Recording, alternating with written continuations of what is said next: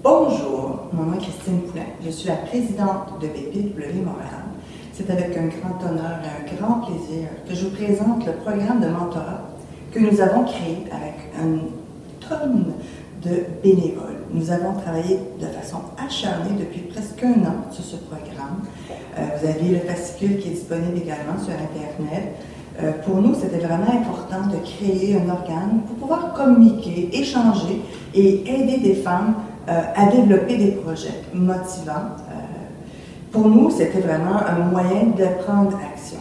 Alors, c'est un programme que nous avons fait vraiment pour prendre la main d'une personne et faire avancer des projets au niveau international et au niveau aussi local.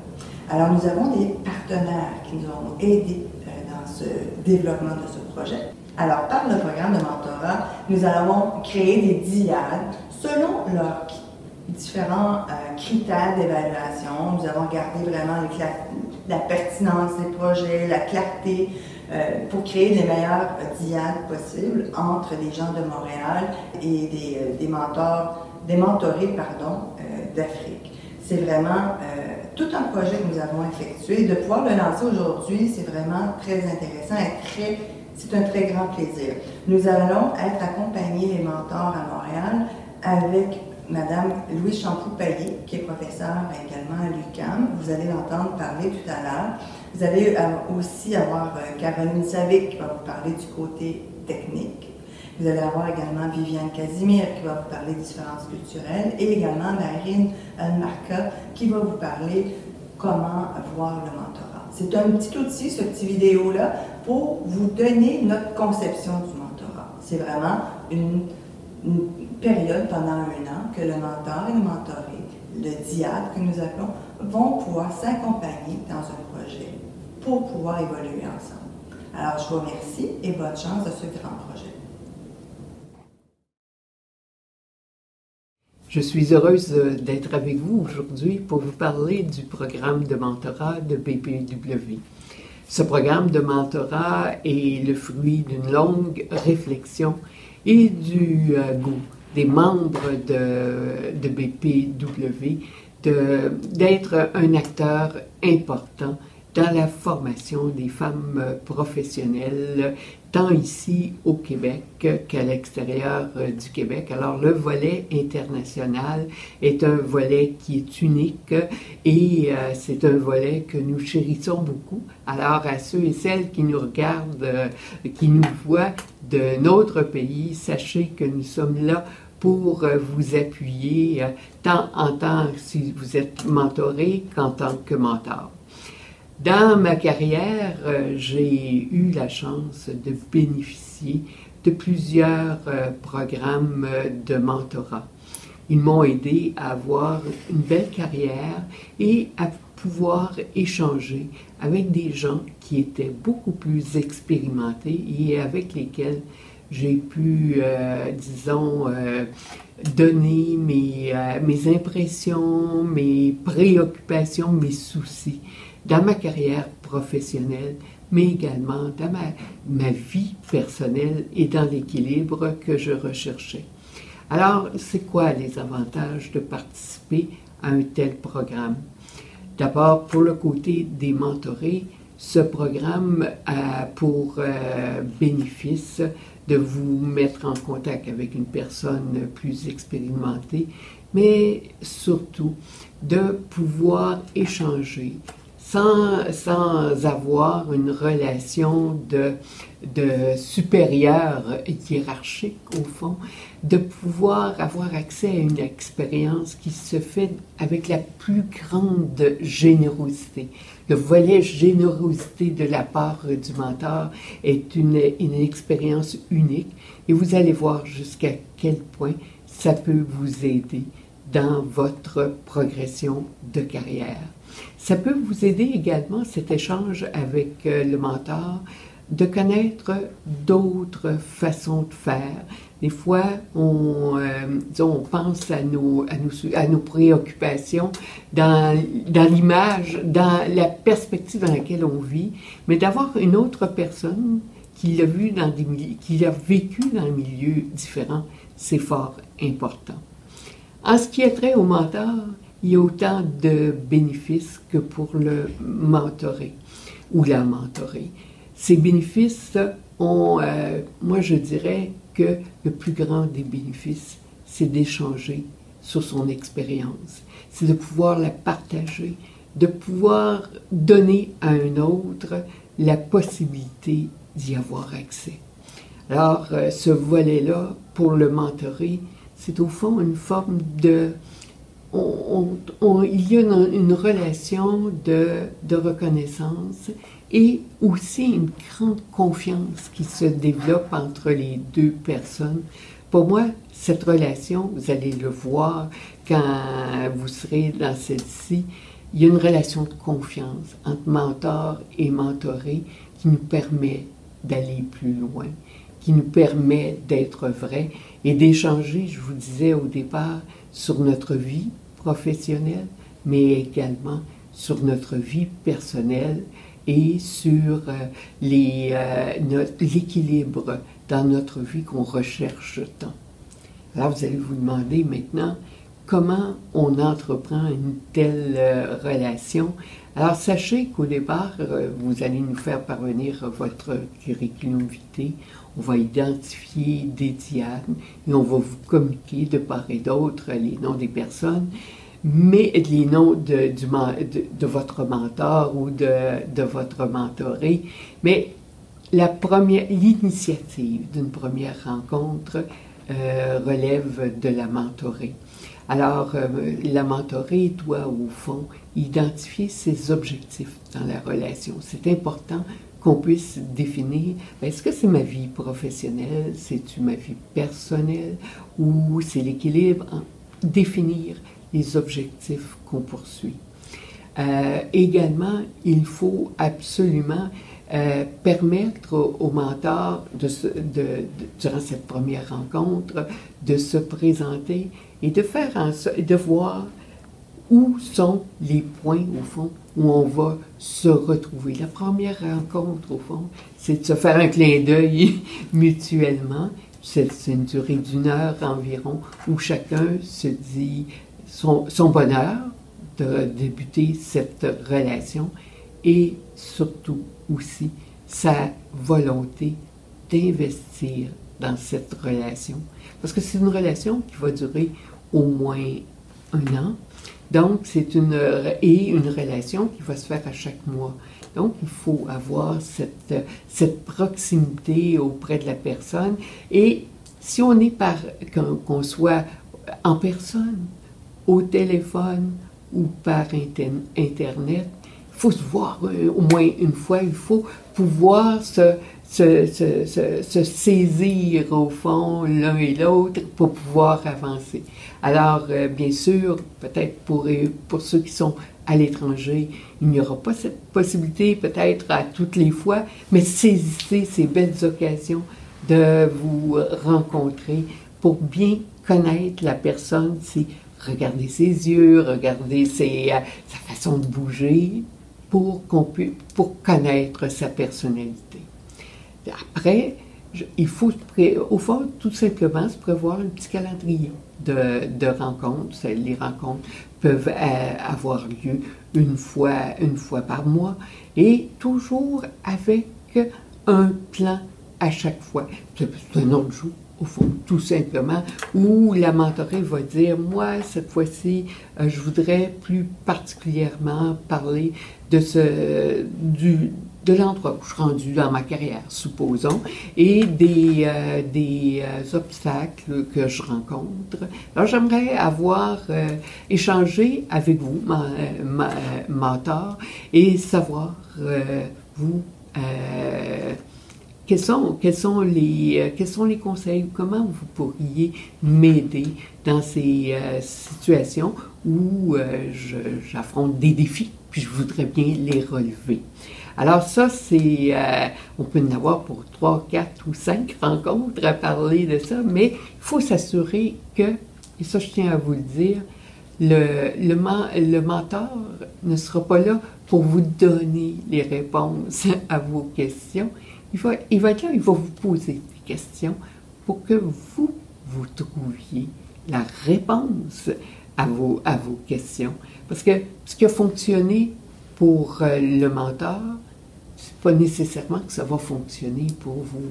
C'est à vous de donner toutes les informations nécessaires qui vont faire en sorte que le mentor puisse vous aider. Mais ça demande une grande franchise. Ça demande également une confiance dans l'autre. C'est pour ça que, juste pour vous rappeler, que nous avons prévu dans notre programme de mentorat la signature d'un petit formulaire où chacun, de part et d'autre, on s'entend à ce que nos conversations soient personnelles et que les informations qu'on donne soient confidentielles. Ceci est fort important. Et sachez que on ne vous laissera pas seul.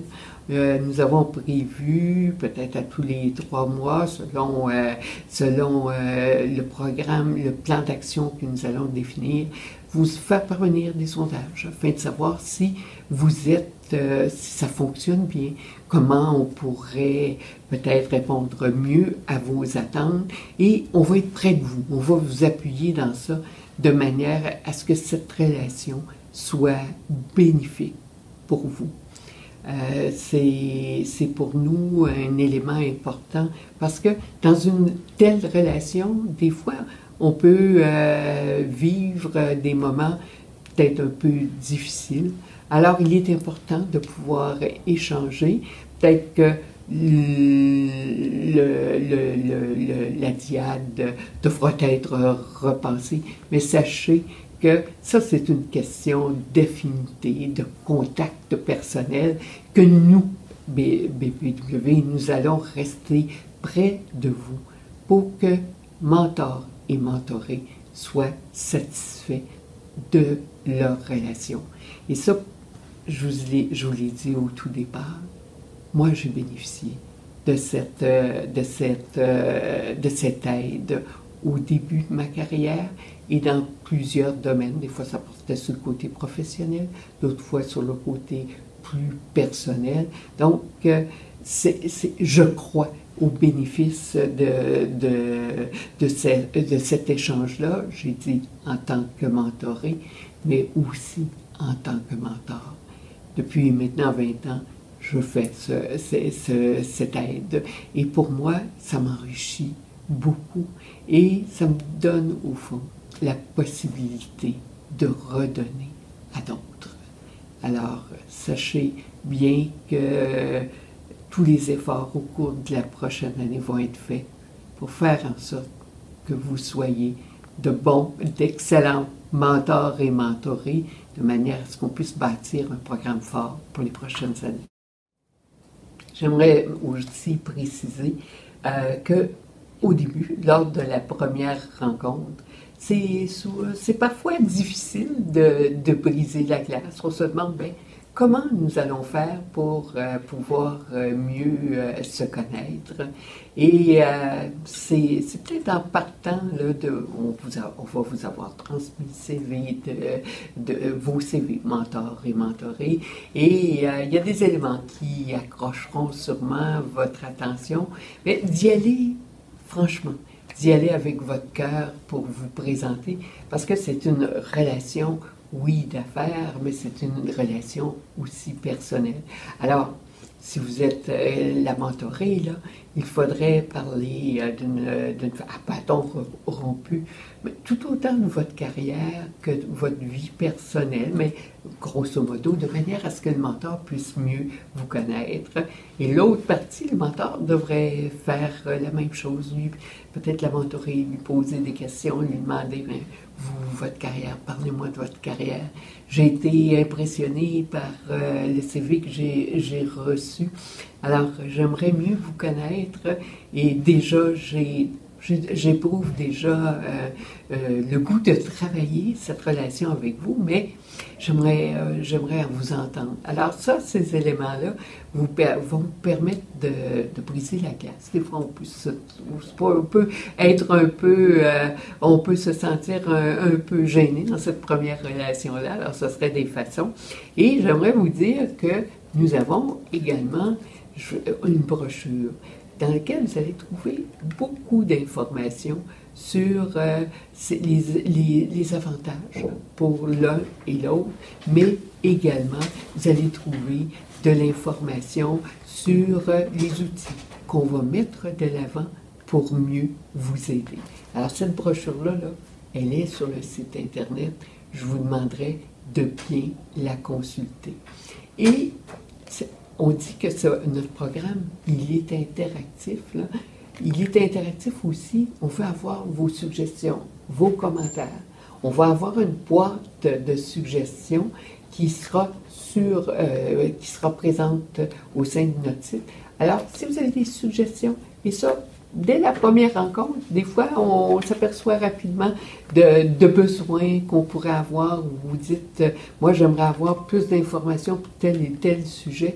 Sachez qu'on sera toujours là pour répondre à vos questions. En tout cas, moi, je vais les revoir, ces petites questions-là, et je vais y répondre. Je vais me faire un devoir de vous transmettre l'information voulue. On veut ce programme-là humain.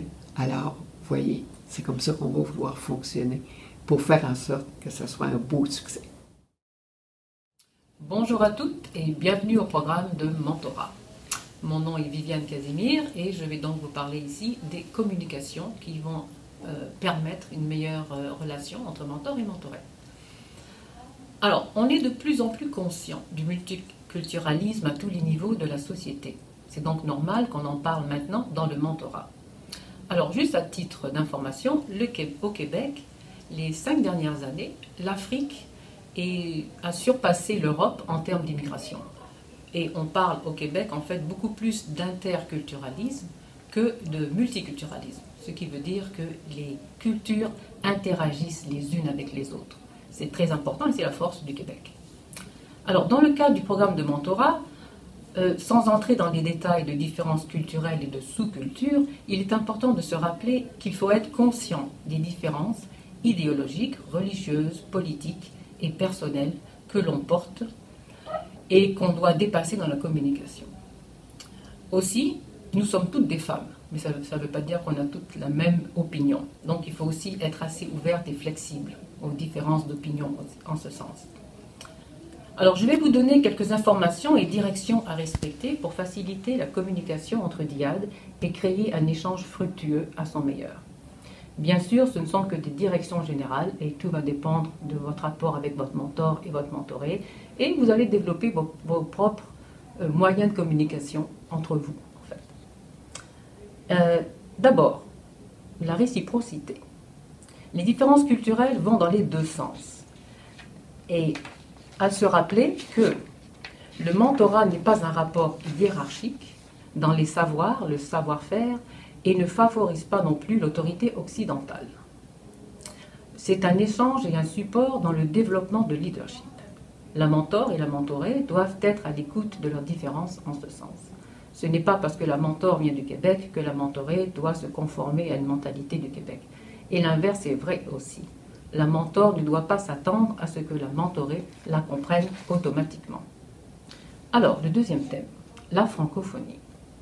Le Québec est une province francophone, mais pas française non plus. En tant que pays francophone, vous et nous sommes riches dans nos différences. Le Québec tire des bons côtés de l'Amérique du Nord, comme les Américains par rapport à l'Angleterre. Le français parlé est beaucoup moins protocolaire et la culture québécoise est très amicale. On dit facilement le tu et on s'appelle par son prénom. Il y a moins de protocole que dans la culture française. On valorise votre potentiel et qui vous êtes, non pas d'où vous venez. Le Québec, en ce sens, est un peu plus américanisé que français. Les Québécois communiquent facilement et de façon très directe. Il est donc très aisé d'entrer en contact avec eux. Par contre, il est plus difficile, contrairement aux cultures africaines ou européennes, par exemple, d'entrer dans leur vie privée. Cela peut prendre du temps et de la confiance. L'Afrique francophone a un modèle plus français sur certains points que le Québec. Donc ça aussi, il va falloir prendre ça en considération. En ce sens, un exemple, si une mentorée préfère se faire dire « vous », au début, il faut respecter cette différence.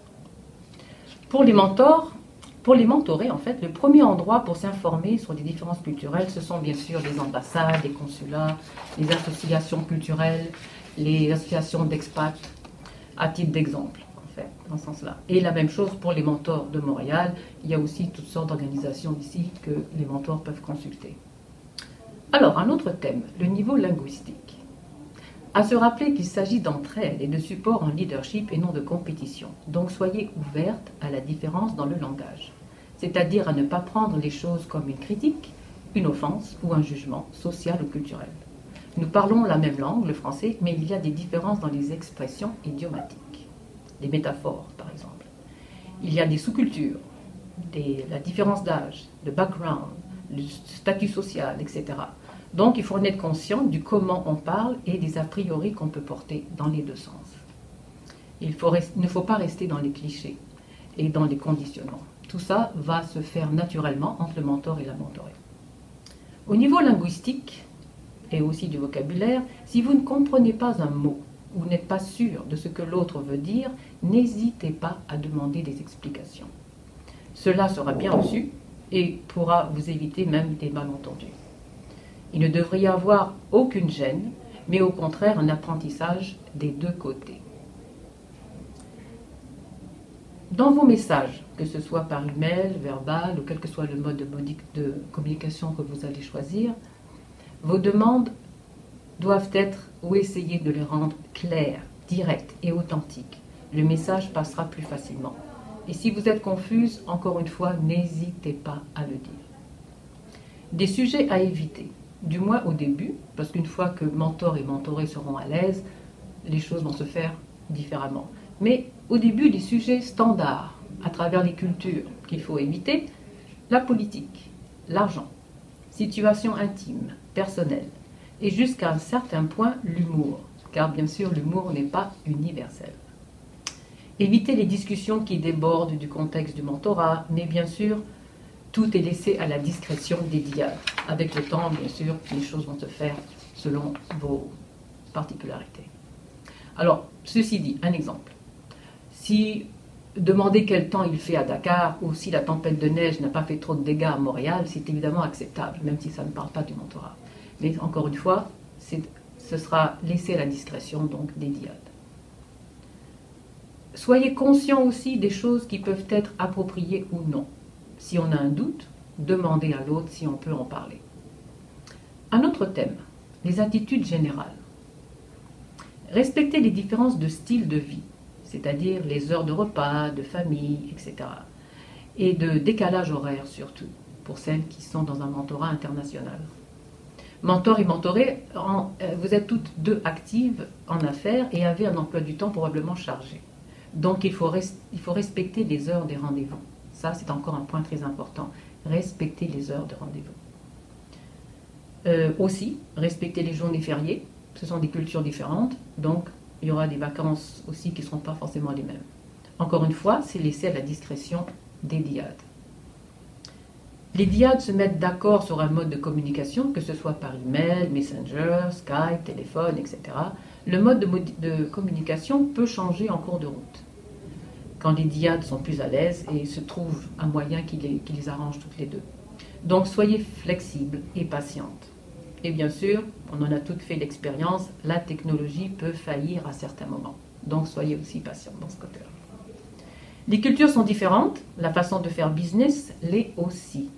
Donc il faut être à l'écoute de ce qui est possible et moins facile à faire ou à gérer des deux côtés de l'océan. Le système administratif, par exemple, où la bureaucratie peut être assez légère au Québec, mais très compliquée ailleurs. Ça aussi, c'est à prendre en considération. Alors, un autre thème. Préjugés culturels. On a tous des idées préconçues et des a priori sur les différentes cultures, que ce soit en bien ou en mal. Des croyances qu'on porte, des principes, des clichés, ce genre de choses. Il faut être conscient soi-même de ce qu'on porte et essayer de les dissoudre dans la communication et dans son rapport à l'autre. Sinon, on communique mal et on crée des malentendus. Que ce soit une question d'âge, de culture, ou de background social, religieux, ou une arrogance occidentale. Des fois, on n'est pas conscient de ce qu'on porte. Alors soyez juste attentifs. Si vous êtes frustré à un moment dans votre communication à cause d'une différence culturelle, soyez consciente que c'est probablement votre bagage à vous qui a surgi à ce moment-là. Il faut discuter ouvertement de ce qui se passe et chercher à se comprendre pour arriver au but qui est en fait de s'enrichir l'une et l'autre. Généralement, dans la plupart des corporations, ils ont développé une liste de 5 façons de communiquer, style de communication comme on dit. Il y a ce qu'on appelle linéaire versus circulaire, direct, indirect. Je ne vais pas rentrer dans les détails, mais vous avez déjà une petite idée. Il y a des gens qui préfèrent donner des exemples concrets, d'autres qui préfèrent utiliser des exemples théoriques. Il y a d'autres personnes qui préfèrent passer directement dans le message, d'autres qui préfèrent passer par une tierce personne pour amener une discussion.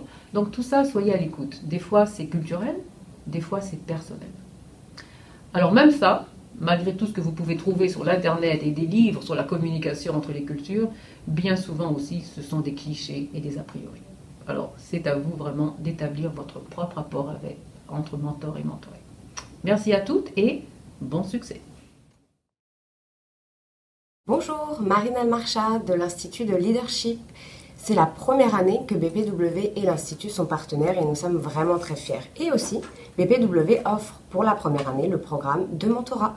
Pour vous offrir le meilleur service, nous organisons des évaluations après chaque rencontre entre mentor et mentoré, mais aussi nous mettons à disposition une boîte à suggestions anonyme pour tous vos commentaires, questions ou remarques. Le but est vraiment de s'ajuster à votre besoin pour en tirer le meilleur de vous-même. Le but est vraiment de développer BPW à l'international et aussi de vous aider pour être la meilleure et justement être en échange avec toutes ces femmes du monde. Bonjour, je me présente, je suis Caroline Savic. Alors, j'ai le grand plaisir de vous parler des aspects techniques de ce programme. Et pourquoi technique? Parce que, avec les différences culturelles qu'on peut rencontrer, nous étant ici au Canada et vous étant dans les pays de la francophonie, c'est important qu'on puisse communiquer ensemble sans qu'il y ait des entraves. Alors, quel genre de moyens on peut utiliser pour communiquer? Bien, tout d'abord, on peut penser à Facebook. Et quand on pense à Facebook, on a l'outil qui est FaceTime. Donc, si vous êtes déjà membre de Facebook, vous avez accès à FaceTime et vous pouvez vous organiser avec des numéros de téléphone, de vous voir et d'organiser des rencontres. Ce qui est très important, c'est de valider toujours le code régional, parce que parfois, c'est le code régional qui peut faire que le truc ne fonctionne pas, que l'échange ne fonctionne pas. D'autre part, si Facebook n'est pas le médium que vous privilégiez, ben, il y a un autre, c'est l'application WhatsApp. WhatsApp est un mode que vous pouvez utiliser avec votre téléphone cellulaire, mais vous pouvez, et préférablement avec votre iPad, vous pouvez utiliser WhatsApp, qui est le même principe un peu que FaceTime, avec un numéro de téléphone et bien évidemment le code régional qui est très important aussi de considérer, et vous vous organisez de planifier à l'avance vos rencontres. Donc, si je répète, on a Facebook, FaceTime avec Facebook, on a WhatsApp, on a également un troisième, et le troisième, c'est Skype. Skype n'est pas régi par le même programme que Facebook, mais c'est néanmoins l'outil qu'on utilise peut-être, je vous dirais, le plus au monde. Pourquoi? Parce qu'il est facile d'accès, il est gratuit, hein, c'est bien important, parce que si on est à se voir entre différents pays, la distance n'est plus un obstacle. Alors, c'est un autre outil qui est important, c'est de bien planifier vos rencontres pour pouvoir vous voir et vous entendre, parce que vous pouvez vous entendre très bien en utilisant Skype. Et le dernier, c'est Viber, qui est un peu méconnu, mais qui est sur le même principe que WhatsApp. C'est un numéro de téléphone, il faut télécharger l'application Et évidemment, vous programmez vos rencontres à l'avance parce que c'est vraiment ça la clé. C'est de programmer vos rencontres et de vous céduler et en validant évidemment le code régional de vos régions et de pouvoir vous voir pendant que vous êtes en train de suivre ce programme. Je reviens un peu sur le programme. Évidemment, c'est un programme qui a été initié par BPW Montréal, mais c'est un programme que je l'espère va aussi vous donner, outre les outils, va vous donner aussi les moyens de créer des relations entre notre pays et le vôtre. Et il va répondre à vos besoins. Vous allez apprendre de nous comme nous allons apprendre de vous. Alors, je vous incite fortement, avant de débuter le programme, de prendre connaissance de la brochure. Étant donné qu'on est tous sur des fuseaux horaires qui sont très différents, avant de planifier votre rencontre, juste mettez-vous des alarmes comme Google Time qui pourraient vous dire le moment de votre rencontre et de valider vraiment l'heure justement en utilisant Google Time qui va vous dire si vous êtes aligné avec le pays avec lequel vous êtes en train de communiquer. Il est important aussi que vous planifiez à l'avance, puis c'est possible que vous puissiez au tout début avoir des disparités, que vous puissiez ne pas être capable de communiquer. Ben, c'est important aussi que vous nous le dites. Et pour le faire, je vous conseille d'utiliser notre boîte à suggestions. On a créé une boîte à suggestions. Alors, si ça vous arrive, avant de continuer et puis de ne pas être capable de communiquer, moi, je vous incite à justement nous en faire part pour qu'on puisse corriger le tir et vous aider avec cette technologie que vous allez apprivoiser très rapidement. Alors, encore une fois, Google Time, c'est très important. On a des fuseaux horaires qui sont différents. Je vous suggère de planifier à l'avance, encore une fois, et de ne pas oublier d'utiliser la boîte de suggestions.